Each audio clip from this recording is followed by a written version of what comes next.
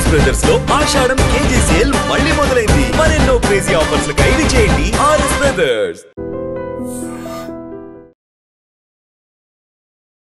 కాకపోతే రాజా సింగ్ లేపినటువంటి క్వశ్చన్స్ చాలా valid questions అనిపిస్తున్నాయి కదా. ఇప్పుడు డబుల్ ఇంజన్ సర్కార్ రావాలనుకున్నారు, అక్కడ కేంద్రంలో ఇక్కడ రాష్ట్రంలో రావాలి. ఎవరైతే కార్యకర్తలు ఉన్నారో వాళ్ళ వల్లే 8 ఎంపీలు 8 మంది ఎమ్మెల్యేలు వచ్చారు. బట్ ఇప్పుడున్నటువంటి ఈ సిచ్యువేషన్ వల్ల స్వయంగా బీజేపీలో ఉన్నటువంటి కొందరు లీడర్లే తెలంగాణలో బీజేపీ రావద్దని కోరుకుంటున్నట్టున్నారు అనే మాట ఇదే బిల్డింగ్ నుంచి ఆయన మాట్లాడారు కదా. ఎక్కడి మాట్లాడినా అంశం మీద క్లోజ్డ్ మ్యాటర్ నో, దాన్ని మనం పునరుద్ధరించే అవసరం లేదు. దానికి ఆన్సర్ దొరికింది. And the issue is with national leadership. National లీడర్షిప్లో ఉంది కానీ వాళ్ళే దాన్ని తెలుస్తారు. సో ఇప్పుడు రాజా సింగ్ ఇంకా స్టిల్ వెయిటింగ్ అనుకుంటాను. మీరు పార్టీ నుంచి సస్పెండ్ చేసినప్పటికి కూడా మీరు సస్పెండ్ చేయలే. So resignation is accepted. Okay, resignation accept అయింది అనుకుంటే బీజేపీలో లేరు అన్నట్టు. But he still having hopes, positive గా ఎదురు చూస్తున్నట్టున్నారు.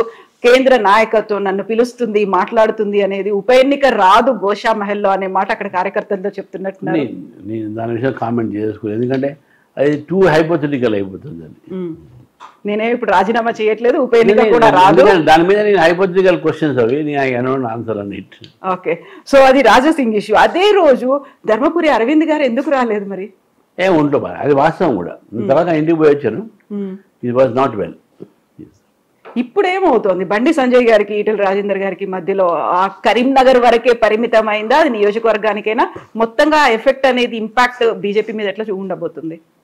ఇప్పుడు పార్టీలో మిగతా చెప్పినా చాలా పెరుగుతుంది కాబట్టి కొన్ని సమస్యలు వస్తుంటాయి. ఏ సమస్యకైనా ఒక పరిష్కారం ఉంటుంది.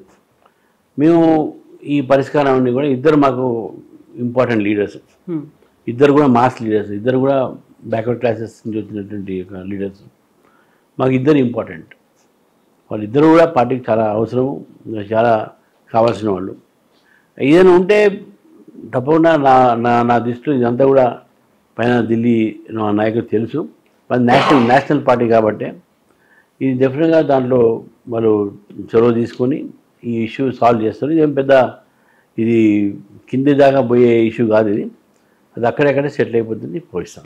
యూజువల్గా ఇలాంటివి ఏమన్నా అంతర్గతమైనటువంటి విభేదాలు ఉన్నాయి అనుకున్నప్పుడు ఈ శ్యామాప్రసాద్ ముఖర్జీ భవనం వేదికగా ఇంటర్నల్గా జరగాల్సినటువంటి మీటింగ్స్ అన్ని, అది కార్యకర్తల సమావేశాల్లో కావచ్చు, లేకుంటే మీడియా ముందు కావచ్చు, మాట్లాడుకోవడం అనేది పార్టీ గురించి డిస్కషన్స్, అది కూడా నెగటివ్గా వస్తుంది. రామచంద్రరావు గారు వచ్చిన తర్వాత ఏంటి ఇలా జరుగుతుంది అనేటువంటి ఒక వాదన భావన కూడా వచ్చినట్టుంది. నేను చెప్తున్నా, don't wash your dirty line in public. ఇప్పుడు చెప్తున్నాను, ఎవరికైనా బాధ ఉన్నా ఏది ఉన్నా కూడా మీరు రూమ్లో పోయి చెప్పండి, రూమ్లో పోయి కుట్లాడుకోండి, చంపల మీద వేసుకోండి. ఎంతగానే ఇది పబ్లిక్లో వచ్చి మాట్లాడటం అనేది ఇది పద్ధతి కాదు. తర్వాత ఇది రామచంద్రరావు గారు వచ్చినప్పటి నుంచి ఇష్యూస్ కావు. ఇది రామచంద్రరావు వచ్చినప్పుడు ఇష్యూస్ ఏదైనా ఉంటే దానికి నేను జవాబు చెప్పుకుంటా. అది ఎప్పటి నుంచో రగులుతున్న ఇష్యూస్లో ఎవరైనా మాట్లాడినంటే దానికి నేను జవాబుదారీ ఉన్నాను కదా. ఎప్పటి నుంచో రగులుతూ ఉన్నప్పుడు కేంద్రం పిలుస్తోంది, ఒకరు కేంద్ర మంత్రి, ఒకరు ఎంపీ, ఆయన స్వయంగా కుటుంబ సభ్యులతో కలిసి ప్రధానమంత్రి నరేంద్ర మోదీ దగ్గరికి వెళ్ళి వచ్చారు. అయినప్పటికీ పాసిఫై ఎందుకు చేయలేదు? ఆ ప్యాచప్ అనేది ఇప్పుడు చేస్తారు. అంటే ఒక గ్రావిటీని అసెస్మెంట్ చేయలేకపోతే వాడు డెఫినెట్గా ఇద్దరు మాకు కావాల్సిన వాళ్ళు, ఇద్దరు ఇంపార్టెంట్ లీడర్స్.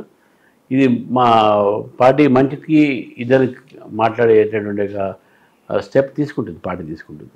సో ఇంటర్నల్ గా రూమ్ లోకి వెళ్ళండి, మీరు కొట్టుకోండి, బయటికి రండి అంటే వాళ్ళని చిన్నపిల్లలు కాదు, వాళ్ళకు ఒక స్టేచర్ ఉంది, చాలా సీనియారిటీ ఉంది, ఇంత ఎక్స్పీరియన్స్ ఉంది, వాళ్ళకంటూ పర్సనల్ గా కొన్ని ఈగోస్ అనేవి ఉంటాయి, క్యాడర్ ని చూసుకోవాలి అనేది ఉంటుంది. రాజకీయాల్లో ఈగోస్ అని ఉండకూడదండి మనం. ఎందుకంటే రాజకీయాల్లో డెఫినెట్గా you must keep aside all our egos. ఎందుకంటే మన larger aim is to come to power, larger age is party interest. ఇది ఉన్నప్పుడు ఈగోస్తో పోతే మన ఇండివిజువల్ అయిపోతాం. సో దిస్ పార్టీ మా దగ్గర నేర్పే చిన్నప్పటి నుంచి nation first, party next, family last. ఇది మా దగ్గర ఉన్నటువంటిది. ఆ లెవెల్లోనే పోవాలని చెప్పేసి నాయకులు కానీ కార్యకర్తలు కానీ ఆ లైన్ తీసుకోవాలని చెప్పేసి నేను కోరుతా ఉన్నాను. ఇప్పుడు ఈటెల రాజేందర్ గారికి బీఆర్ఎస్ పార్టీ నుంచి బయటికి రావడానికి ఏదైతే ఒక సఫకేటింగ్ అట్మాస్ఫియర్ కనిపించిందో దానివల్లే బీజేపీలోకి వచ్చారు. ఇప్పుడు కూడా అలాంటి పరిస్థితులే ఇక్కడ ఉన్నాయి కాబట్టి ఆయన బయటికి వెళ్తారు, కొత్త పార్టీ పెట్టుకుంటారు అనేది వినిపిస్తున్నాయి కదా. అవన్నీ హైపోథెటికల్ క్వశ్చన్స్ అండి. ఎవరో రాస్తుంటారు బిపన్న ఈటల అవర్ లీడర్, మా పార్టీ ఎంపీ, మా పార్టీ కార్యకర్తలు కష్టపడి పనిచేసి ఆయనకు 5 లక్షల ఓట్లతో గెలిపించారు. ఆయన మా పార్టీతో మమేకం అయి ఉన్నాడు. Is our leader. మనము ఇటువంటి ఆలోచన మాకు లేదు. ఆయన పార్టీలో ఉంటాడు అనేది మేము నమ్ముతున్నాము. He is our man. ఇవన్నీ కూడా బయట క్రియేట్ చేసినటువంటి ఇంతకుముందు చెప్పినట్టు media creations. Is our leader. How can we say so? So ఈ గొడవ అయిన తర్వాతే మీరు ఢిల్లీకి వెళ్ళి వచ్చారు. ఈ ఇష్యూస్ అన్నీ మాట్లాడారా? నేను పోయింది నాకు అపార్ట్మెంట్ ఏదో నేను ఎవరిని కలవలేదు. నేను ఫస్ట్ టైం పోయినా కాబట్టి కలవడం పోయినా. ఇక దానికి ఎన్నో అర్థాలు ఉంటాయి. అంటే మీ ఇన్పుట్స్ ఏం తీసుకోలేదు. యాక్చువల్గా ఇద్దరు కూడా లీడర్ల మధ్య ఎందుకు గొడవ వస్తుంది? నాతోనైతే తీసుకోలేదు, వాస్తవంగా తీసుకోలేదు. నేను కూడా చెప్పలేదు ఎవరికి, వాస్తవం తీసుకోలేదు. బట్ ఒకటే మాట వాళ్ళైతే నాతో అనడం జరిగింది, అన్ని కలిసి పనిచేయండి, ఈ పార్టీ అధికారం వస్తుంది, ఒక మంచి వాతావరణం మాత్రం చెప్పింది నాకు. అదే కలిసి పనిచేయనే విషయం మాత్రం వాళ్ళు పదే చెప్తా ఉన్నారు. టూ మెనీ డిఫరెంట్ గ్రూప్స్ ఉన్నాయి, ఒపీనియన్స్ ఉన్నాయి, డిఫరెంట్ వ్యక్తులు ఉన్నారు, విభిన్నమైనటువంటి పార్టీల నుంచి వచ్చినటువంటి లీడర్లు ఉన్నారు. వీళ్ళందరినీ కలుపుకొని మీకున్నటువంటి ఏకైక లక్ష్యం తెలంగాణలో బీజేపీ ప్రభుత్వం రావడము అనేది.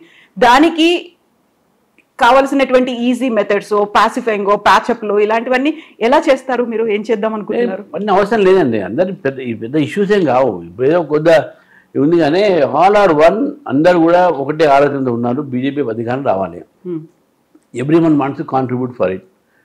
ఎక్కడ 2-3 చోట డెఫినెట్గా ఏదైనా అబ్రేషన్స్ ఉంటే దాన్ని వీల్ సాల్వ్ ఇట్. అదేం ఇష్యూ ఏం కాదు. డెఫినెట్గా నాకు పూర్తి నమ్మకం ఉన్నది సమగ్ర నాయకత్వంతో. నా నాయకత్వం కూడా నేను అనను, కలెక్టివ్ లీడర్షిప్స్తో రేపు రాబోయే రోజుల్లో బీజేపీ ప్రభుత్వం తప్పకుండా తెలంగాణ వస్తుంది. This is my ప్రొఫెసీ, my guarantee and my belief. మన నమ్మకం, నా విశ్వాసం అది. సో కార్యకర్తల దగ్గర నుంచి రియాక్షన్స్ అనేవి ఎలా ఉన్నాయి? ఇంతమంది ఇన్ని రకాలుగా వినిపిస్తున్నాయి, వాదనలు అనేవి ఉన్నాయి, గ్రూపులు అనేవి కనిపిస్తున్నాయి. కాబట్టి ఫస్ట్ ప్రయారిటీ అంతా ఎప్పుడూ గ్రౌండ్లో ఉన్నటువంటి కార్యకర్తల దగ్గర నుంచి తీసుకోవాలి. రియాక్షన్స్ ఎలా ఉన్నాయి? కార్యకర్త భారతీయ జనతా, నేను కూడా కార్యకర్త, ఈ రోజు కూడా నేను కార్యకర్తని. భారతీయ జనతా పార్టీ కార్యకర్త తన పార్టీ కోసం ప్రాణం ఇచ్చేటటువంటి వ్యక్తులు ఉంటారు, త్యాగం చేసే వ్యక్తులు ఉంటారు. సిద్ధాంతం కోసం కూడా నేను చనిపోవడానికి సిద్ధంగా ఉన్నాననేటువంటి మా క్యాడర్ అది. ఇవన్నీ పైన వాళ్ళు ఏమో మాట్లాడుకుంటే వాళ్ళ మధ్యన ఉన్నటువంటి ఒక ఏదైనా భేదాభిప్రాయాలు ఉన్నా కూడా అది కింది దాకా పోదు, వాళ్ళు పట్టించుకోరు కూడా. వాళ్ళకు రామచంద్ర కాదు ముఖ్యం, వాళ్ళకు భారతీయ జనతా పార్టీ ముఖ్యం. వాళ్ళకు ఇంకో వయో ముఖ్యం కాదు, బీజేపీ ముఖ్యం. కాబట్టి కార్యకర్తలు ఈరోజు కూడా చెప్తున్నారు, కార్యకర్తలు కూడా నేను చెప్తున్నాను, మీ ద్వారా చెప్తున్నాను, మనకు వ్యక్తులతో సంబంధం లేదు. మనం వ్యక్తుల కింద పనిచేసేవాళ్ళం కాము, మనం పార్టీ జెండా కింద పనిచేసేవాళ్ళం, పార్టీ ఎజెండా కోసం పనిచేసేవాళ్ళం మనం.